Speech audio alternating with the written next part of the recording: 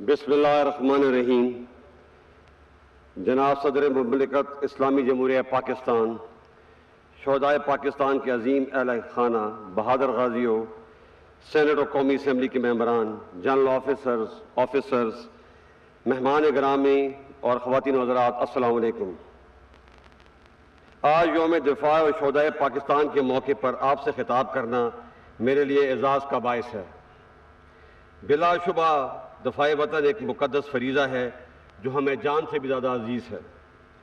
ہمارے شہداء کی قربانیاں وطن سے محبت کے اسی جذبے کا اظہار ہیں جو ہمارے دلوں کو بھی جذبہ شہادت سے سرشار رکھتی ہیں۔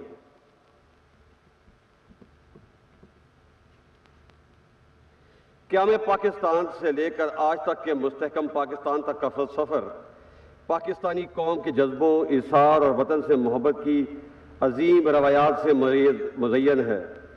ہمارے بزرگوں نے اپنی قربانی سے آزادی کی جو شمع جلائی، اسے ابتدائی سے کڑے امتحانوں کا سامنا کرنا پڑا۔ 1948 ہو یا ستمبر 1965 کی جنگ یا 1971 کی لڑائی، مارکہ کارگل ہو یا دہشت گردی کے خلاف طویل اور صبر آزما جنگ، ہر آزمائش میں افواج پاکستان نے ثابت کیا ہے کہ ہم ہر حالت میں اپنے ملک کا دفاع کرنا جانتے ہیں اور اس کے لیے ہر قیمت ادا کرنے کو تیار ہیں۔ معزز حاضرین، آج کے دن ہم اپنے تمام شہید اور ان کے وطن کے ساتھ ان کے عظیم ورثاء کے جذبے ایثار، حوصلے اور صبر و استقامت کو بھی سلام پیش کرتے ہیں۔ جس طرح ہمارے شہداء قوم کا فخر ہے، آپ بھی ہمارا وقار ہیں۔ آپ نے اپنے پیاروں کو وطن پہ نشاور کر کے جو قربانی دی ہے، پوری قوم آپ کی مقروض ہے۔ میں آپ کو یقین دلاتا ہوں کہ آپ کے پیاروں کی قربانیاں نہ کبھی فراموش ہوں گی اور نہ رائے گاں جائیں گی۔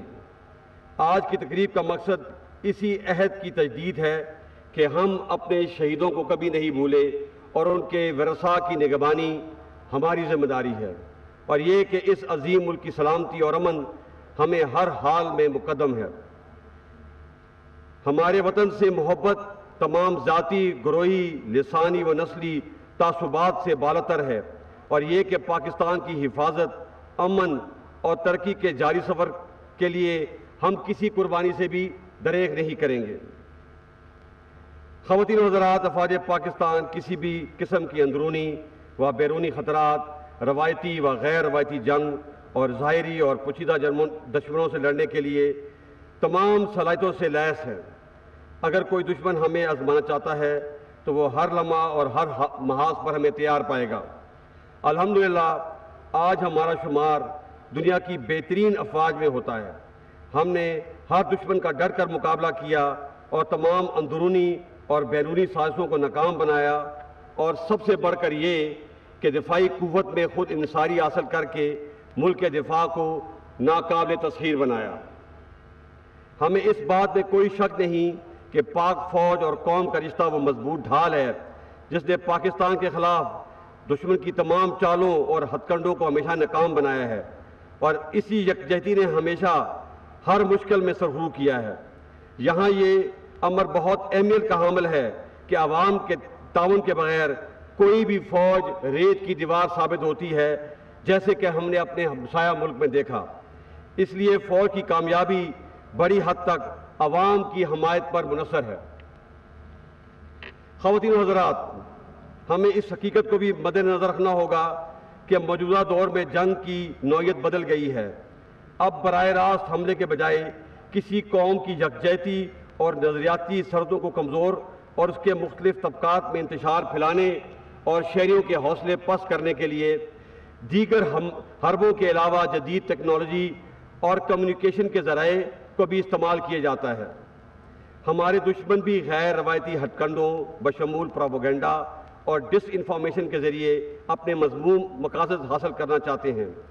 بیرونی دشمنوں کے تمام حربوں اور چالوں سے تو ہم آگاہ ہیں، مگر ہمیں اندرونی انتشار پھیلانے والے کچھ عناصر کے ساتھ سختی سے نمٹنا ہوگا۔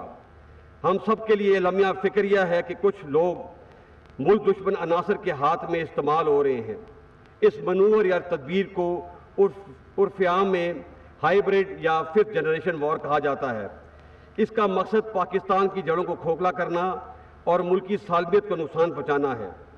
ہم انشاءاللہ ان منفی عزائم کو کبھی کامیاب نہیں ہونے دیں گے۔ ایسی مشکل اور پیچیدہ صورتحال افواج پاکستان اور قوم کی باہمی اعتماد اور قوت اور محبت کے رشتے کو اور بھی مضبوط کرنے کی متقاضی ہے۔ معزز حاضرین، یہ حقیقت بھی سب پر روز روشن کی طرح عیاں ہونی چاہیے کہ اس ارض پاک پر کسی پرتشدد رویے یا انتہا پسندی کی اب مزید کوئی گنجائش نہیں۔ طاقت کا استعمال صرف اور صرف ریاست کا اختیار ہے۔ افواج پاکستان اور قانون نافذ کرنے والے اداروں کے علاوہ کسی فرد یا گروہ کو اسلحے کی نمائش اور استعمال کی اجازت نہیں ہوگی۔ کسی شخص کو بھی یا گروہ کو علاقائیت، لسانیت، نظریے اور مذہب کی بنیاد پر ریاست کو بلیک میل کرنے کی اجازت نہیں دی جائے گی۔ بحیثیت قوم ہمیں یہ عہد کرنا ہے کہ ہم سب نے مل کر پاکستان کو قائد اعظم کی سوچ کے مطابق اعتدال پسند، پرامن اور ایک جدید اسلامی اور فلاحی ریاست بنانا ہے۔ خواتین و حضرات، جمہوریت میں پاکستان کی مضبوطی اور بقا ہے۔ اسے مزید مستحکم کرنے کے لیے ہم سب کو آئین کی پاسداری اور انصاف، برداشت اور بردباری کے اصولوں پر عمل پیرا ہونا ہوگا۔ تنقید برائے تنقید، نفرت اور عدم برداشت جیسے منفی رویوں کی حوصلہ شکنی کرنی ہوگی۔ پاکستان نے اگر ترقی کرنی ہے تو ہمیں اپنی انا اور ذاتی مفاد کو پس پشت ڈالنا ہوگا۔ اس جذبے اور اصرار کی زندہ مثال ہمارے شہداء ہیں۔ ہمیں ان سے سبق سیکھ کر آگے بڑھنا ہے اور بقول امریکی صدر جان ایف کینیڈی، یہ مت پوچھئے کہ ملک آپ کے لیے کیا کر سکتا ہے، بتائیے آپ ملک کے لیے کیا کر سکتے ہیں۔ یہاں میں ایک بات بھی زور دینا چاہتا ہوں کہ 21ویں صدی میں ہمیں ایک دوسرے کے خلاف جیو پالیٹکس کی روایتی منفی سوچ کے بجائے عوام کی ترقی اور خوشحالی اور علاقائی تعاون کے فروغ کے لیے جو جیو اکنامک ترجیحات، خطے کے اشتراک اور جدید ٹیکنالوجی کے حصول پر کام کرنا چاہیے۔ میں سمجھتا ہوں کہ اب تعلیم، صحت، infrastructure development, population control, climate change ہماری ترجیحات ہونی چاہیے۔ معزز حاضرین، ہم خطے کی صورتحال پر گہری نظر رکھے ہوئے ہیں، خاص طور پر افغانستان سے غیر ملکی افواج کے انخلاء کے بعد جہاں صورتحال امن اور استحکام کا ایک موقع فراہم کرتی ہے، وہیں یہ مزید خطرات اور مشکلات کا پیش خیمہ بھی ثابت ہو سکتی ہے۔ ہم افغانستان کے برادر عوام کی سلامتی اور ترقی کے لیے خواہش مند ہیں اور یہ توقع رکھتے ہیں کہ اقوام متحدہ سمیت خطے اور دنیا کی بڑی طاقتیں افغانستان میں پائیدار امن کے لیے اپنا مثبت کردار ادا کریں گی۔ اس بات میں کوئی شک نہیں کہ 1979 سے افغانستان کے عوام نے بہت سی مشکلات کا سامنا کیا ہے۔ ہم جنگ کی تباہ کاریوں اور اس کے نتیجے میں پیدا ہونے والے افغان بھائیوں کی مشکلات اور دکھ درد سے نہ صرف آگاہ ہیں بلکہ اس درد کو محسوس بھی کر سکتے ہیں۔ پاکستانی قوم ہمیشہ کی طرح آج بھی اپنے افغان بھائیوں کے ساتھ کھڑی ہے۔ ہماری خواہش ہے کہ افغان لیڈرشپ تمام معاملات افہام و تفہیم کے ذریعے طے کرتے ہوئے افغان عوام کو امن اور خوشحالی سے ہمکنار کرے۔ ہم یہ بھی توقع کرتے ہیں کہ افغانستان میں ایک مستحکم اور تمام فریقین کے نمائندہ حکومت قائم ہو، انسانی حقوق بشمول خواتین کے حقوق کا احترام کیا جائے، افغان سرزمین کسی بھی دوسرے ملک کے خلاف استعمال نہ ہو، اور اس کے ساتھ ساتھ ہم یہ بھی توقع کرتے ہیں کہ دنیا اس مشکل گھڑی میں افغان قوم کو تنہا نہیں چھوڑے گی اور نہ کسی انسانی بحران کا شکار ہونے دے گی۔